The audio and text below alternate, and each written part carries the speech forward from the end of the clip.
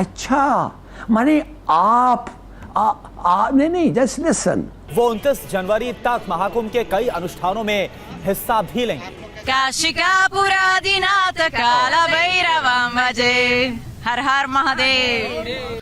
मेरे लिए जो सबसे इंटरेस्टिंग चीज मैंने पढ़ी, कहते कि पता नहीं, I think so 48 crore, if I am not wrong, में तो कहते इतने लोगों ने 2 मंथ्स में वहां पार्टिसिपेट करना है, एक बहुत बड़ी तादाद है। I am sorry, I don't understand, कोई एक्सप्लेन करें। इस वक्त पूरी दुनिया की जो नजरें हैं वो कुंभ मेले के ऊपर है। पूरी दुनिया में सबसे बड़ा जो मजहबी एक इज्तिमा होता है, सबसे बड़ा, यानी कि इससे ज्यादा बड़ा इज्तिमा किसी भी मजहब के पैरोकार का नहीं होता। एक तरफ सनातनी आस्था है हमारी, दूसरी तरफ हमारी सॉफ्ट पावर है, ये जिसे दुनिया देखती है, जिसे दुनिया जानती है, पहचानती है। और शायद बाहर से भी बहुत सारे लोग आ रहे होंगे, इकोनॉमी के ऊपर इसका इम्पैक्ट। और जितने लोगों से मैं मिली हूँ, कल जब मैं यहाँ पर आई वापस आरजू, तो जब मैं ट्रैवल कर रही थी तो उसमें ज्यादातर उसमें कई बड़ी संख्या में फॉरेनर्स थे। फिल्मों में लगता है कि कुंभ के मेले में जी गुम हो गए थे। मैंने कहा पता नहीं यार कौन सा मतलब ऐसे मेले होंगे, लेकिन अभी देख के मुझे वाकई लगता है कि अगर जहां पे 48 करोड़ लोग आ रहे हैं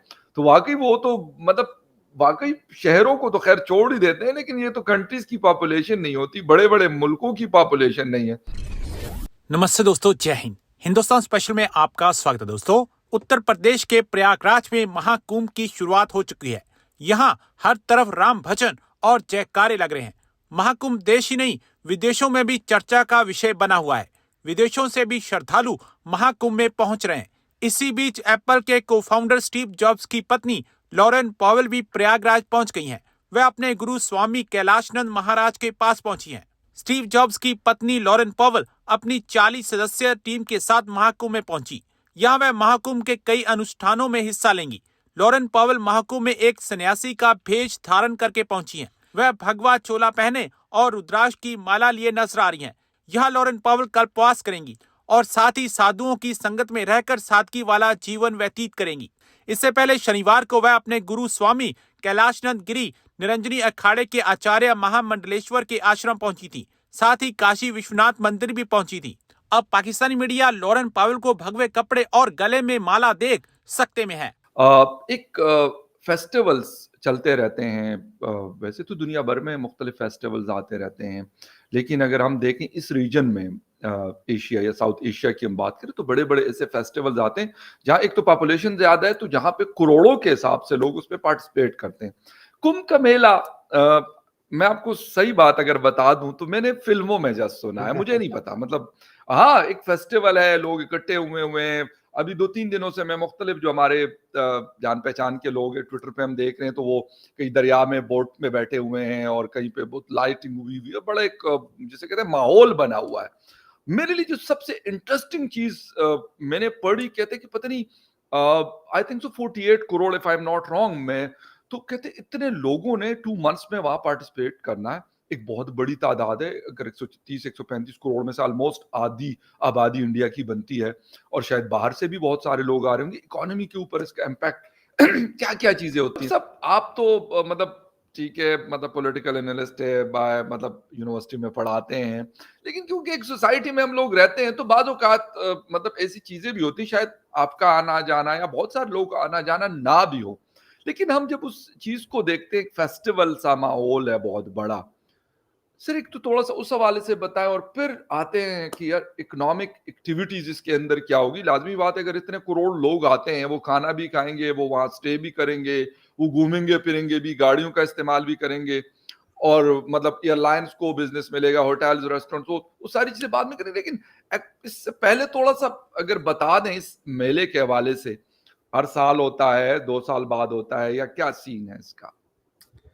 जी, ये बेसिकली एवरी 12 ईयर होता है। मतलब ये बेसिकली जो प्लैनेट्स हैं और उनकी अलाइनमेंट के ऊपर है। तो बृहस्पति, जुपिटर कहते हैं, जब ये सूरज और मून एक साथ अलाइन हो जाते हैं, तो ये चूंकि हमारे यहाँ हर वर्ष पंचांग निकलता है, तो ग्रहों की दशा मतलब डायरेक्शंस के हिसाब से वो डिसाइड होता है कि कब होली पड़ेगी, कब दीपावली पड़ेगी, या कब कौन सा जो हमारा भारतीय कैलेंडर है जो जो हमारा एंशिएंट में जो भी उनकी समझ थी एस्ट्रोलॉजी की, उस समझ के हिसाब से वो पंचांग आज भी बनता है और उन्हीं तिथियों के हिसाब से इनको बनाया जाता है। तो हर 12 साल में ये होता है, क्योंकि हर 12 साल इसी डेट को ये जो ग्रह हैं, ये ग्रह मतलब ये प्लैनेट्स, ये अलाइन होते हैं। तो ये प्री कैलकुलेटेड रहता है। इसको साइंटिफिकली भी आप मेजर करके इसको यूनाइटेड नेशन जो इंटेंजिबल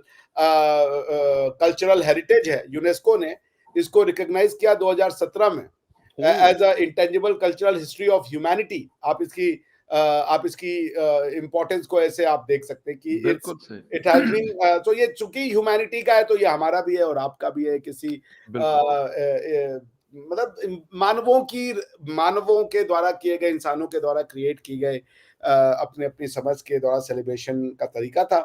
तो उसमें यही है कि एक पर्टिकुलर डे जब बृहस्पति यानी कि जुपिटर सन के साथ अलाइन होते हैं, मून के साथ, every 12 year this alignment takes place. और उसी दिन इसको महाकुंभ इसीलिए कहा जाता है। एक अर्धकुंभ भी होता है, वो भी जब ये हाफ वे रहते हैं तो वो 6 साल में एक अर्धकुंभ भी ऑर्गेनाइज किया जाता है। मगर ये महाकुंभ यही है, एग्जैक्टली ऑन दिस डे ये जब ये शुरू होगा तो अलाइनमेंट इन सारे ये जो प्लैनेट होंगे प्लस सन का होगा वो एक साथ आ जाएंगे। और जैसे हमारे यहाँ मकर संक्रांति होता है जो 14 जनवरी के आसपास शुरू होता है, जिसमें लोग पतंगे हमारे यहाँ उड़ाते हैं, आपके यहाँ पतंगे। तो वो जो मकर संक्रांति में भी यही होता है कि जिसको आप सन का जो डायरेक्शन है वो उत्तरायण से होके दक्षिणायन में या दक्षिणायन से होके उत्तरायण में जाता है, उस मूवमेंट के हिसाब से उसको फिर मनाते हैं कि वेदर जो है, सीजन जो है वो चेंज होना शुरू हो जाएगा। उसकी ये सिग्निफिकेंस है मकर संक्रांति की। खिचड़ी भी कहते हैं उसको हमारे यहाँ। तो ये उसका सिग्निफिकेंस है। और उस दिन भारत के जितने श्रद्धालुगण हैं वो लोग जाते हैं और वो श्रद्धालुगण जो है वो अपनी उनका ये मानना है कि ये जो नहाएंगे उसमें तो उनसे जो है अच्छी वाइब्स आएंगी, अच्छे उनके जो डिजायर होंगे वो फुलफिल होंगे। और भी चीजें कल्चरल सिग्निफिकेंस है। तो पूरा भारत यहाँ पे इकट्ठा होता है और ये भी कहा जाता है, दो I cannot say it for sure, कि ये इतनी दुनिया की सबसे बड़ी गैदरिंग है। ये तो कंफर्म है, 40 करोड़ लोग का एक जगह इकट्ठा होना और उसको मैनेज करना, it's not an easy thing. 40 crore तो कई देश की आबादी भी नहीं होगी, मेरे ख्याल से पाकिस्तान की आबादी भी 40 करोड़ नहीं होगी। बिल्कुल नहीं है। तो पाकिस्तान छठा 7वां बड़ा मुल्क है, उसकी 24 करोड़ आबादी है जी। तो वो देखते हुए ये एक बहुत बड़ा मैनेजमेंट चैलेंज भी रहता है गवर्नमेंट्स के लिए। और फिर भी ये है कि आप जाएंगे तो आपका 1 रुपए भी चोरी नहीं होगा। मतलब मैं जा चुका हूँ, क्योंकि ना मेरी दादी जो थी वो कल्पवास करती थी। वहां पे तंबू लग जाते हैं, जो वृद्ध लोग होते हैं वो वहां 2-2 महीने जाकर के टेंट गाड़ दिए जाते हैं। वो लोग उसी में रहते हैं। संगम है यहाँ पे, जमुना, गंगा और सरस्वती तीनों नदियां का कॉन्फ्लुएंस है, संगम में मिलती है वहां पे।